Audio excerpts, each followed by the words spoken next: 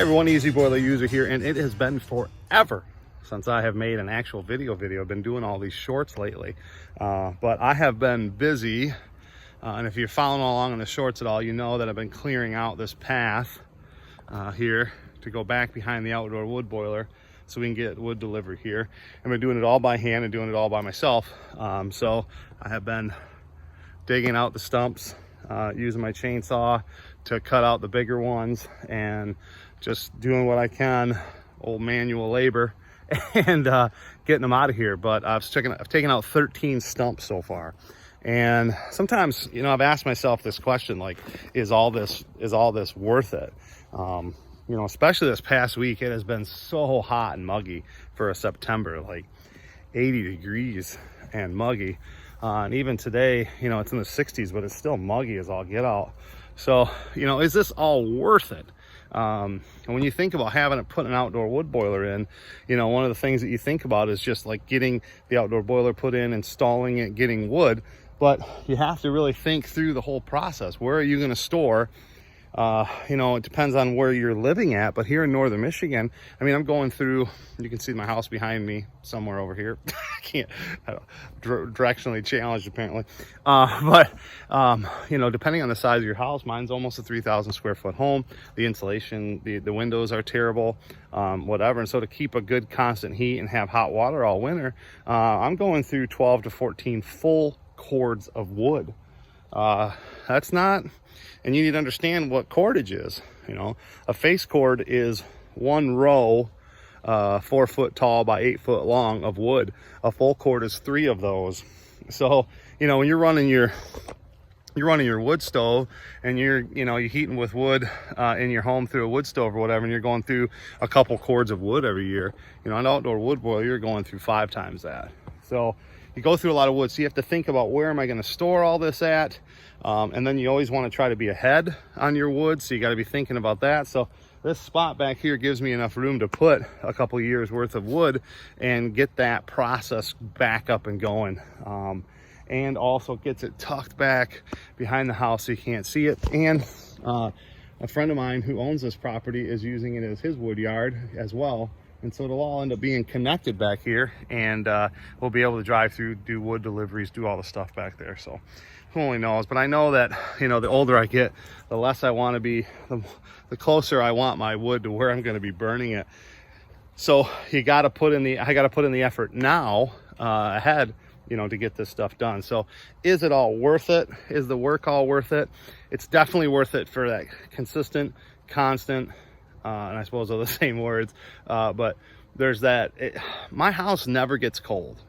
It used to get cold before. When I had propane heat, it was cold in that house because the temperature would have to drop down so low, and then the propane would kick on, the heat would kick on, it would warm the house up to a certain temp, and then it would sit for a while and get cold. Not with the outdoor wood boiler. Those water pipes, that baseboard heating, it's constantly warm, so it's just so cozy all winter long, you know, and I look forward to that. And have unlimited hot water, yeah, it's worth it. But financially, is it worth it?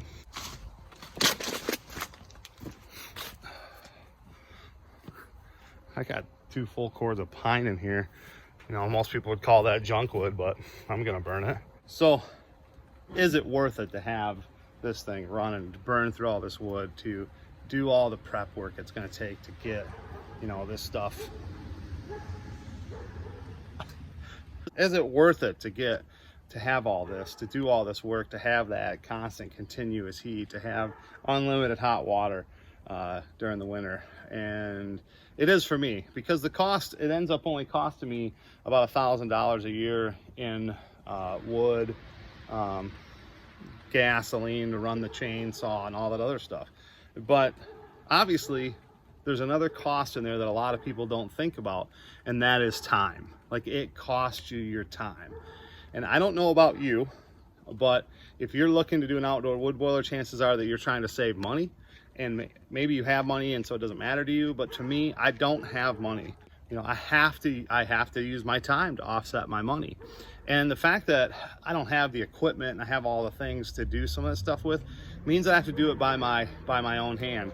And I'm starting to get up there a little bit in age, And it's good to be out here doing this work. It is good to be out here, you know, splitting wood, stacking wood, hauling wood. It's good to be out here pulling stumps out by myself. Just the physicality of it all is good. It's a good way to get my mind elsewhere.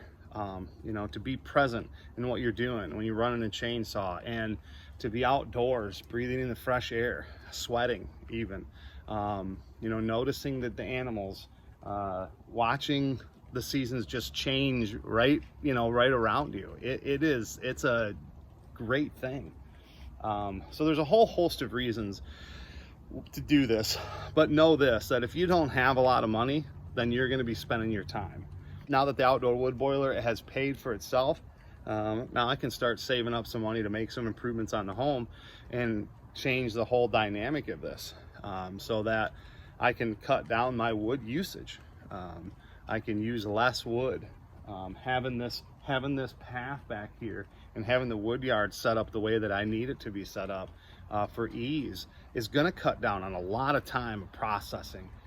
So I'm really excited to see how the rest of this fall goes, and then being able to have the ease of access to the wood right here, and splitting and stacking, putting everything right here. I'm really looking forward to that. If you're thinking about getting an outdoor wood boiler, you know, still think about it, do all your research, but know that you need to factor in time, and you need to factor in space, and you need to factor in setup. From someone that's been using one now for this is my fifth, going into my fifth. Is this my 5th year of you doing this? 4th or 5th year doing this. Absolutely worth it. Totally worth it. So anyways, thanks for watching. I can't believe we have 1,500 subscribers. If you want to jump in and subscribe to the channel, you know, I post a lot of shorts. You know, it's hard to come up with ideas on what to post on a wood boiler channel all the time. Trust me, it is. Especially when it's an easy boiler. Like, there's not a lot to it. It's called an easy boiler for a reason. Like, there's not a lot to it. Stay safe, stay warm.